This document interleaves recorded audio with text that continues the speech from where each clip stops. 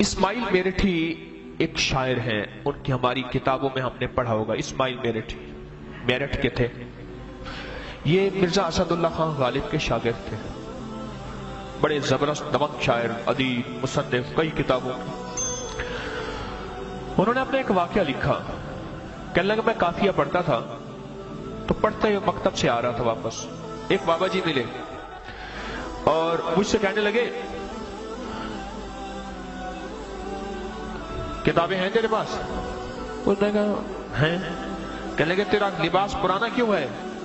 اس نے کہا ابا جی غریب ہیں بس ٹھیک ہے۔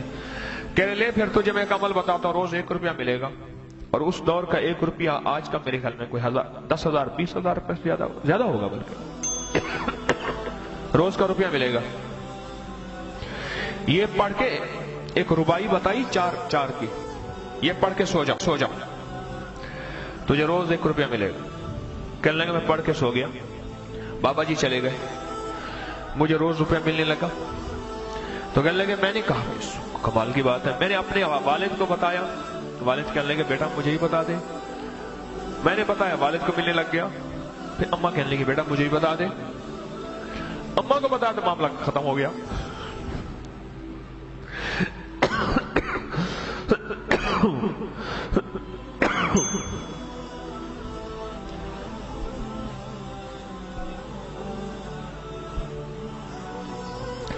کہنے لگا کہ میں نے استاد کو جا کے یہ بات بتائی۔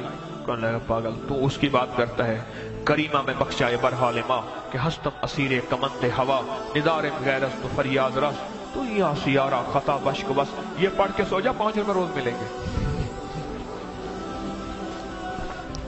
یہ کریمہ ہے نا، یہ کتاب ہے فارسی کی، میں نے پڑھی ہے، کریمہ، بوستان، گلستان، یہ تھوڑی تھوڑی میں نے پڑھی ہے، ہمارے والد صاحب رحمۃ اللہ علیہ ایک پڑھایا تھا۔ یہ پڑھ کے سو جا تجھے 5 روپے ملیں گے۔ کہہ رہے 5 روپے ملنا شروع ہو گئے روز۔ اس دور کے 5 روپے، جس دور کے 5 روپے کی بڑے بڑے بندے کی تنخواہ ہوتی تھی ماہانہ۔ اور اس نے کہا اب 50 روپے والا بتاؤں؟ اس نے کہا 50 روپے والا بتائیں، روز 50 روپے ملے گا۔ فرمایا یہی چیز جو ہے اتنی دفعہ پڑھ لے، کریمہ میں بخشائے برحال ماں کہ ہستم اسیر کمند ہوا ندارم غیرست فریاد رس تو یا سیارہ خطا بشک بس۔ یہ بات یہ چیز میں نے 1982 81 میں پڑھی تھی، اس وقت سے اب تو پتہ نہیں شاید میں نے لفظ ٹھیک پڑھے یا نہیں پڑھے۔ کیوں جی میں نے ٹھیک پڑھے؟ 1-2 غلطیوں کے ساتھ ٹھیک پڑھا اور میرے ساتھ 1-2 غلطیاں ویسی رہتی ہیں، یہ بیچارے ساتھ بیٹھنے والے کہتے ہیں اچھا کوئی گل نہیں پھر۔